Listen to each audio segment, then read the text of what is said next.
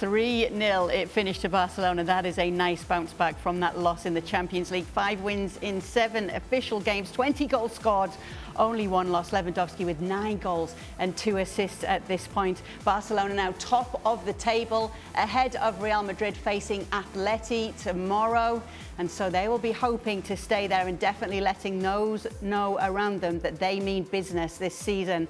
Let's now welcome in Luis Garcia and Alejandro Moreno to talk more about this. A red card so early, Ale, for Elche. No complaints about it? None at all. There's no doubt this is a red card. Gonzalo Verdú knew that he was on the wrong side of Robert Lewandowski, and he goes with a good old trusted, let me just take you down by grabbing you by the waist sort of tackle.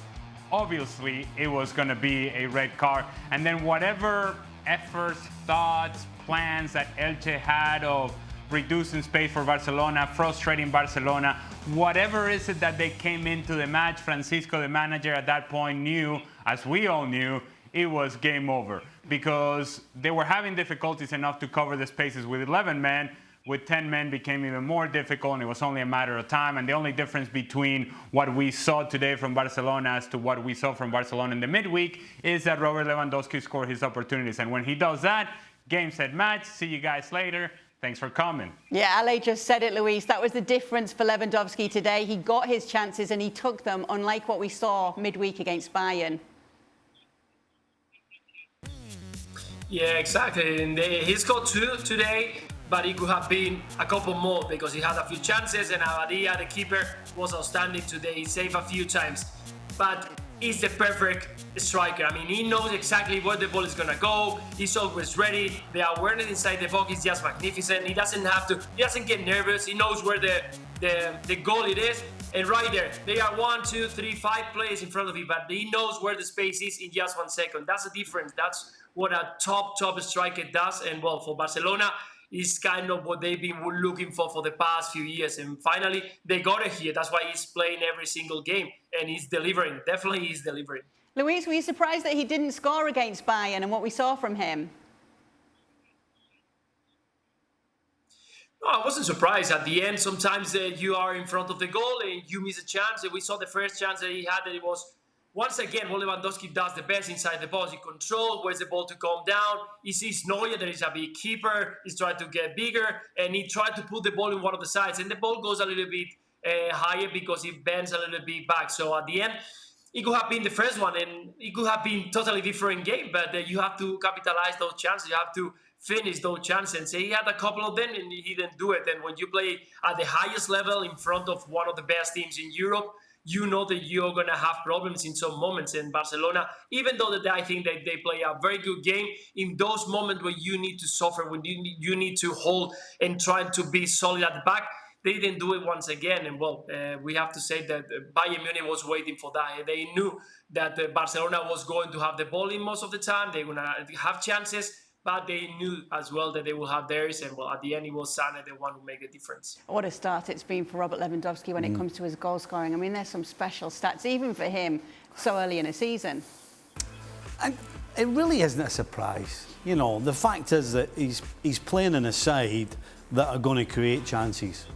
And we know that he takes a majority of them. Yes, like everybody else, there'll be days like he had the other night in the Champions League where it doesn't happen, but generally, you know he's going to be scoring goals. So it's not a shock. He's had plenty of opportunities, and he's taken a lot of them, as we see by the stats. And is it a surprise? Absolutely not. Talk about taking opportunities, Ale. Memphis Depay in the lineup today. Stevie said he was looking very happy. What did you make of his involvement in today's game? Well, I gotta say, even Stevie would look happy when he's playing and scoring goals. And if he had been Stevie on the field, then maybe we would have seen yet another rendition of his famous or infamous, lawnmower dance that we saw yesterday. I look at Memphis Depay, and I think of a player that gives Barcelona a different version in the attack. He's not going to take players on over long distances because he doesn't quite have the pace that, say, a guy like Dembele had. He's not a player that is similar to Rafinha. He's his different kind of player. He has his different skill set, and he gives Barcelona and Xavi yet another option. Now, what we saw from today from Memphis Depay was something that at times we saw last season when he was forced to play down the middle. Now he was playing with his back to goal, and his goal comes from what would be given a clinic as to how to play with your back to goal. He feels the defender gets on top of him. The moment he gets that feeling and that comfort level where he can, at the moment that he's able to turn the defender, he feels him, takes that touch around the defender and makes a finish the way in which he did it, then you think, man, this guy can give us something as well. But this is what's happening with Barcelona right now, certainly in the attacking half. There's options everywhere, and it is up to Xavi to figure it out. The other thing that I would say about today's game is that it is odd when you go back 6 months, go back 8 months, to be in a position now where we look down the bench at Barcelona and you see Gerard Piqué, you see Jordi Alba, and you see Sergio Busquets. Now, the Busquets situation is a little bit different because he did play in the midweek, and I still think that Xavi's going to hang on to Busquets for a little bit longer. But it feels like the transition is beginning to happen. It certainly has happened with Gerard Piqué. It has happened with Jordi Alba. And Sergio Busquets may just be the next one to go. How that happens and how long till that happens, we'll wait and see. But it's happening at some point. Xavi has said, Luis, that you win titles with a big squad and it's not going to be a set 11. He's certainly making the most of his squad right now, isn't he?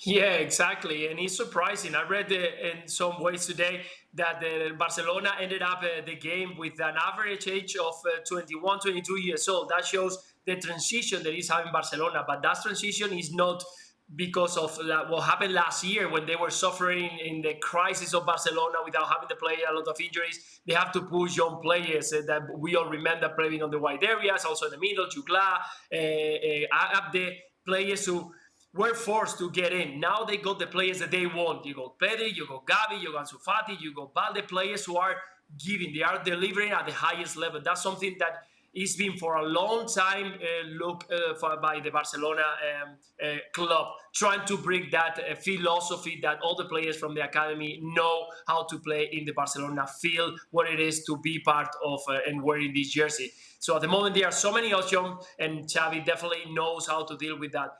It's going to be like this for the rest of the season. I guess that it's going to be tough moments because I'm sure that Piqué is not happy, Jordi Alba is not happy, Ansu Fati, Ferran Torres, they are getting just a few minutes, and the way that Dembele is playing, Rafinha is playing, and now Depay also delivering goals and playing well, it's not going to be easy to be chosen, man. We'll see what happens because definitely it's not going to be easy for Xavi to pick the 11 starters in the coming months. It is another multiple goal game for Barcelona. How much can you judge them given the opposition today on a performance like this? Well, I don't think you can because of the sending off. Had it stayed 11v11, then a side or any side are capable of having one of those days where they can make it difficult. But as soon as it went down to 10, as Ali said, we knew the game was over. And as soon as Lewandowski scored, the game was over. I always love this flannel from, particularly today with big squads like Barcelona have and City and all these other teams. This is a squad game. This is not about a starting 11. How to cover your back. Because as Luis was saying, people like Ferran Torres, he went to Barcelona to play. He didn't go to Barcelona to be playing against teams like Elche, which he didn't even play against today. He came to play in the big game. So right now, things are okay. Once we hit Christmas, or once we get to the second half of the season after the World Cup, that's when people will start getting a little antsy, sitting on the bench, getting the splinters off the backside. So as happy as everybody seems to be, including Depay, I'm not so sure when it comes to the second part of the season, when the big games come around, how happy they're going to be sitting watching. Yeah, let's pick up on that Ferran Torres point, Ale, because I know you're a fan of the player. What do you think of this? Do you think that he should be featuring more for Barcelona? Well, I don't know that I would call myself a fan of the player. I just think that at the beginning of the season, when we were projecting starting 11s, I thought that he would give you a different profile down the left-hand side than what Rafinha or Dembele would do. It would be Dembele on one side and then Ferran Torres being that second option inside the 18-yard box. Now, that's assuming that he was playing at his best level, and he's not. he is not playing at his best level, and he's having difficulties with injuries early on and now with confidence. And when those things get together, it's very difficult to regain your best form. And on top of that, and here's the major issue for Ferran Torres, Luis just mentioned a whole bunch of names there, including Ferran Jugla, Anes Abde, and whatever other player Barcelona had on the field. Those are not the players that he has to fight against now. Those are not the names. Those are not the guys. Now you have to get ahead Ansu Fati. You have to get ahead Rafinha. You have to get ahead Dembele.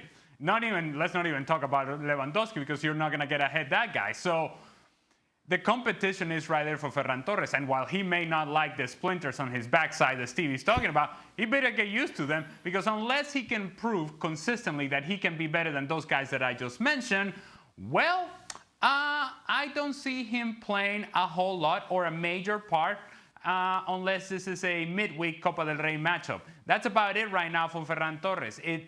Right now, he doesn't deserve better than what he's getting. Okay, well, let's talk about another player then, Luis. In Pedri had a goal disallowed today. What did you make of his performance in this clash? Pedri always looks like quiet. He doesn't get the spotlight I think sometimes deserved, but he's always a masterclass. If you see the way that he was handling the middle of the park in the first half, even Frankie de Jong was giving the ball to him. He was helping both sides. To the right to try to build it up, to the left to give the pass to Balde, and he's getting that inside the box, that second line arriving to the box to try to get goals. That's something that I'm sure that Xavi is talking to him. Yes, we want you in the middle of the park, because the way, the awareness, the football intelligence that he's got, he always get the right pass. He knows exactly what the game needs. Slow it down, bring it a little bit more pace. But at the end, we need goal from him. We need assist from him. And you can see now that he's trying more, arriving from second line, getting the ball. Even we saw him today try to shoot from outside the box a couple of times. I think it is always an 8. Sometimes you will surprise it, will give it a 9, then a 10. But Pedri, every single time he's on the field, it shows that he's top quality. And, well, he never have a bad game. Well, thank you very much for watching ESPN on YouTube. For more sports highlights and analysis, be sure to download the ESPN app. And for live streaming, premium content, and let's not forget as well, ESPN FC 7 days a week. Subscribe to ESPN+.